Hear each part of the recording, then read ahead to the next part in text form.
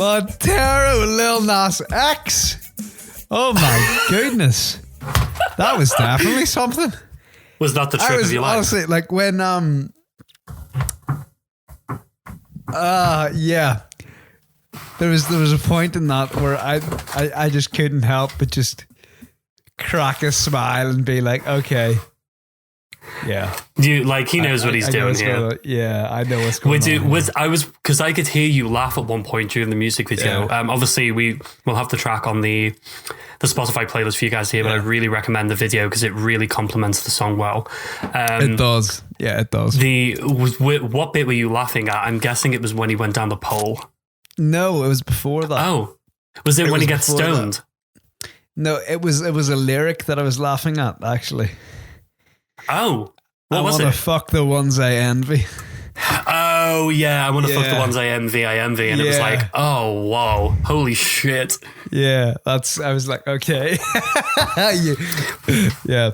But again, that phrase, I mean, obviously envy being one of the like 7 deadly sins as well. Yeah.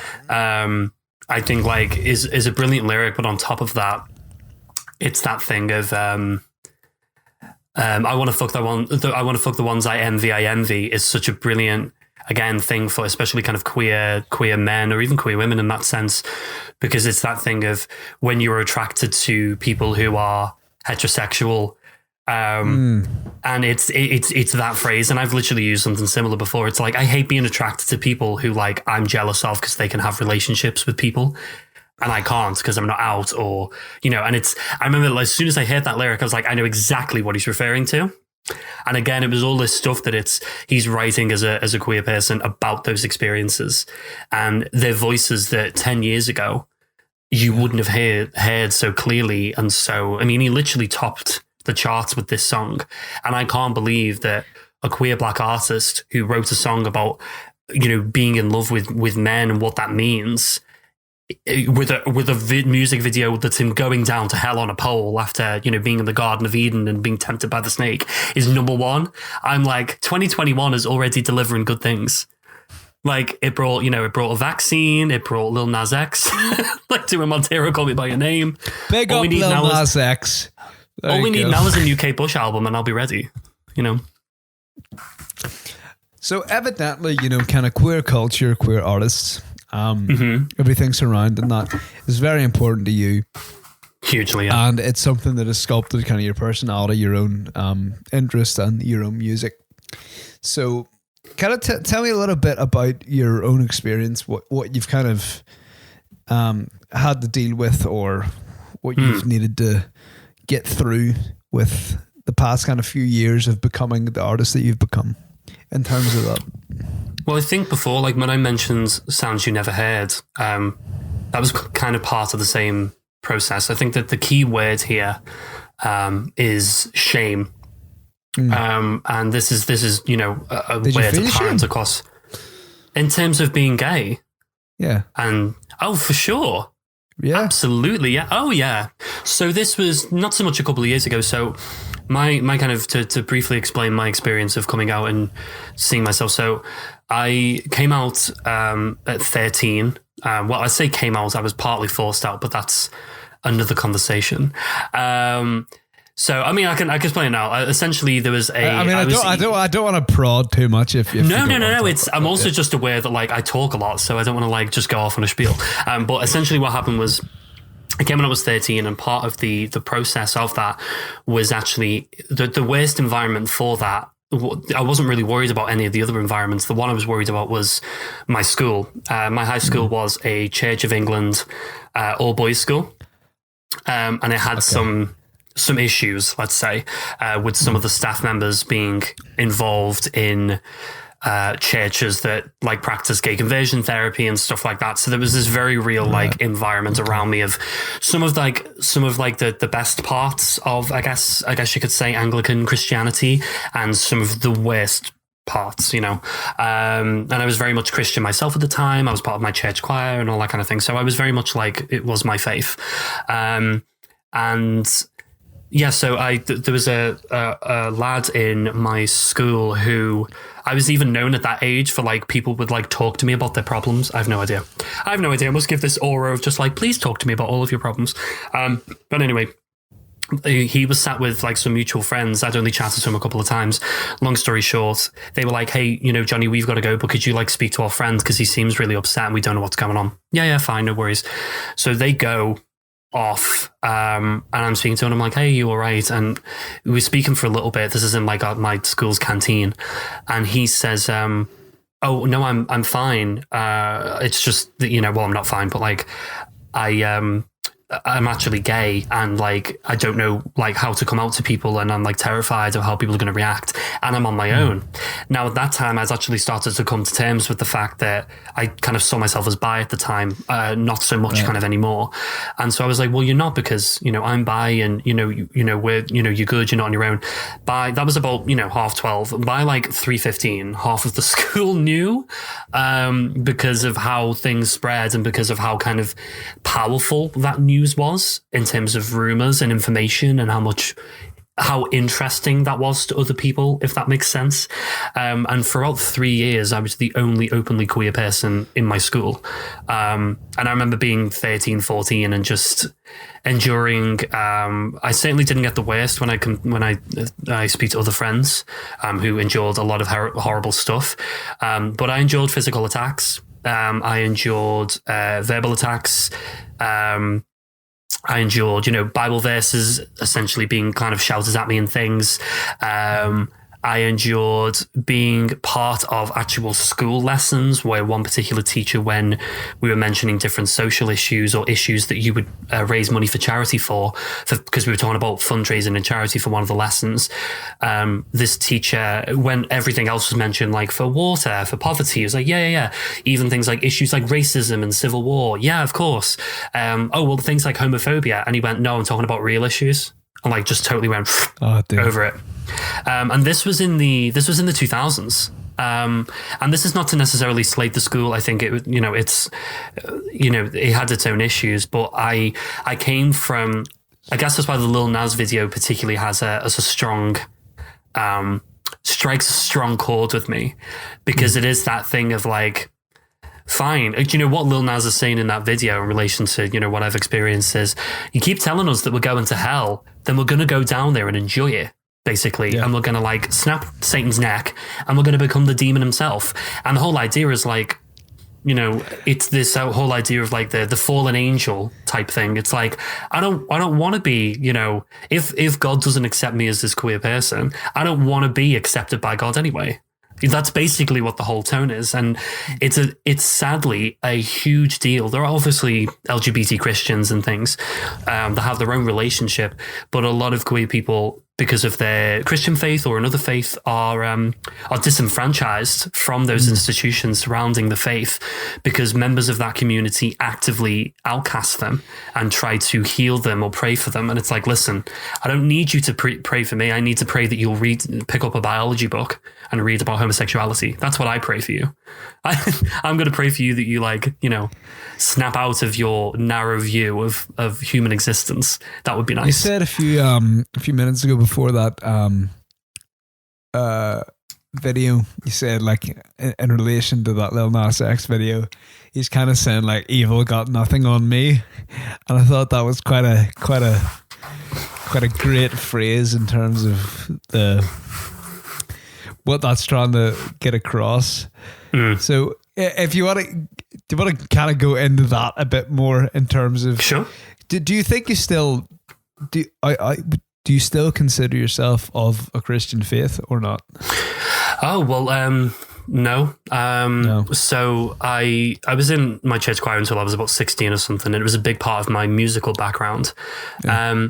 But it wasn't just, it definitely steered me away from the kind of institutional faith. It kind of made me seek solace elsewhere.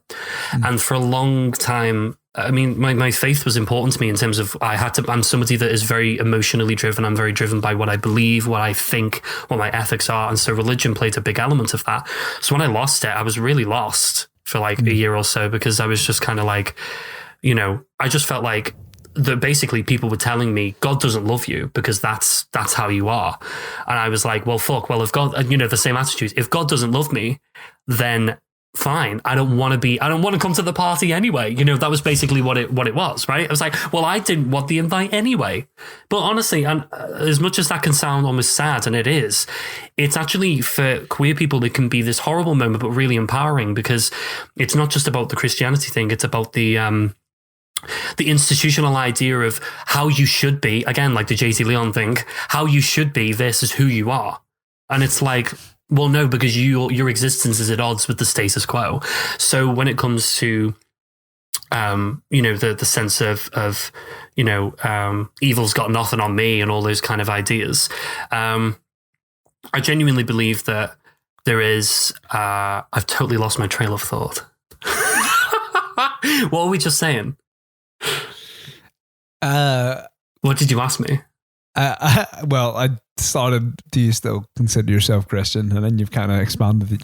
Yeah, classic. Okay. So could you ask if you consider yourself Christian again, and I'll rewrite that, as it were. What you said's kind of good. Like, I want to keep it in. Just keep going with your train of thought. Okay. I'm You can cut me in. Okay. You can cut me in. So I after that, I was lost for a little bit. I kind of looked at terms like, you know, humanist and, you know, an atheist, and these phrases of like, am I somebody that isn't spiritual, but I believe in, like, you know, the goodness. I can see Jamie pouring more of his whiskey. So I consider myself humanist and atheist, and I didn't need to put labels on it, but it was very much a case of like, you know, I did lose a big part of myself, because that was a big part of my growing up. Even if it was lots of subtle ways rather than like this absolute thing, you know. And then I kind of got to college and started to meditate and started to practice mindfulness. And now, for an example, I would describe myself as spiritual.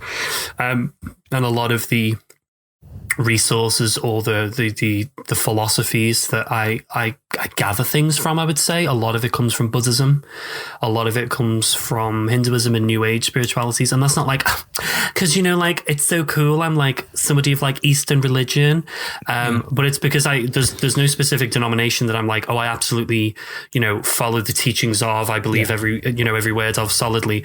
But I'm somebody that, in my experience of things, I've had what I would describe as spiritual experiences.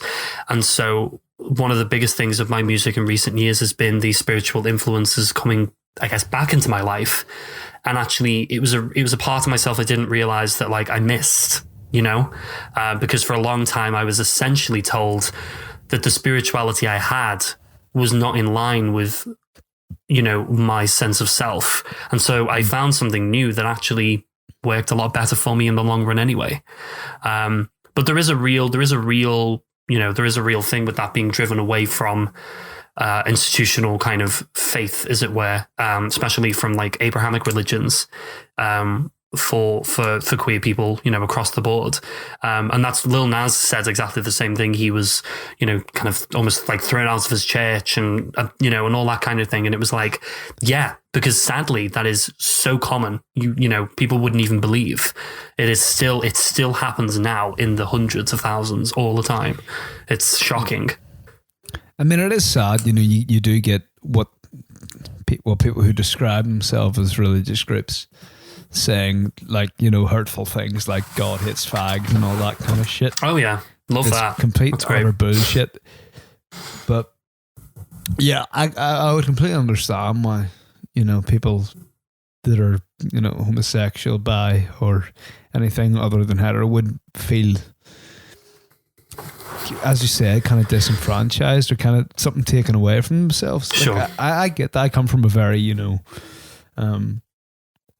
very religious country, really, and kind of the fucking history of it is determining fucking not even, you know, different factions of the same fucking religion killing each other. Well, I've said before, and I am part Irish myself, so it's like me and you've talked about that, and we're like, oh yeah, like the heritage of that.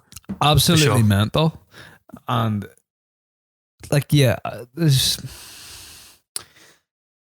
I myself have come to a point where I would describe myself somewhat as absurdist, really. Interesting. Do you expand? So I'm kind of like, I don't think anything really matters, but in that, I kind of like observing how things play out. And so you're a voyeuristic nihilist. Yeah, because, well, if people think of nihilism, they think it's somewhat pessimistic. Yeah. Which is why I don't really consider myself a nihilist, because I do consider myself somewhat of a positive person generally. Right. Of course, I have my points where I'm feeling a bit down, but generally I try to look at things in a better light than they perhaps are. And that's why I adopted the term absurdist, really. Because I think this whole fucking ridiculousness that is life really is absurd, but I'm just riding it out. I was going to say, is it like an acceptance of like the absurdity of existence, as it were? It's like, this is so, like when you step back from it and you're like, this is so trippy. Like, this is so, what the, like, what is, what? Like, what? No, seriously. No, I love that. There's an element of, you know, like kind of your upbringing and stuff where you think things are universally accepted, and then you meet a few people that are just, I don't know if it is ignorance or kind of like brought up through generational bigotry or whatever. Then I realize, okay, maybe some truths that I find myself are not universal. Mm-hmm. And which leads me to adopt the fact that the only thing I have complete control of is the way I react to other people and events. Like I can't really say to anyone else how they should react, because the way our minds work is extremely interesting. And you can't help what you feel. Well, all you can do is realize if the feeling you have is perhaps a warranted feeling or not. Yeah, it's kind of where it's, I would say to people at all levels, where is it coming from? Which sounds like such a phrase, but you can do it on every level. It's like, you know, if you're angry at a friend for, you know, a specific action, you can say like, you know, where is it coming from? Because sometimes when you examine yourself, you realize that certain elements of your hatred or your issue of certain things has very little to do with the person or the target of your anger, your frustration, or your kind of bitterness towards, let's say. Yeah. And it's not entirely, like, people also should be held to account for actions that they've done against people when they've overstepped boundaries and when they've hurt people. But equally, the philosophy that I share with you in that regard is, you can't control what other people think or do, for sure. But in the same breath, I do absolutely believe, you know, in this concept of, you know, silence is violence type of thing. And I believe that people sometimes can sit in this kind of apolitical atmosphere, even within music and things, and be a little bit kind of touch and go, which I understand. But what it sometimes means is like the power of actually having an ally or somebody stand up for another community and be like, hey, listen, maybe not try and treat that person like trash, can be an incredibly powerful changing mind moment, you know, for people. If you've got a feeling that you can't put into words, don't worry, friends, 'cause there's a song for that.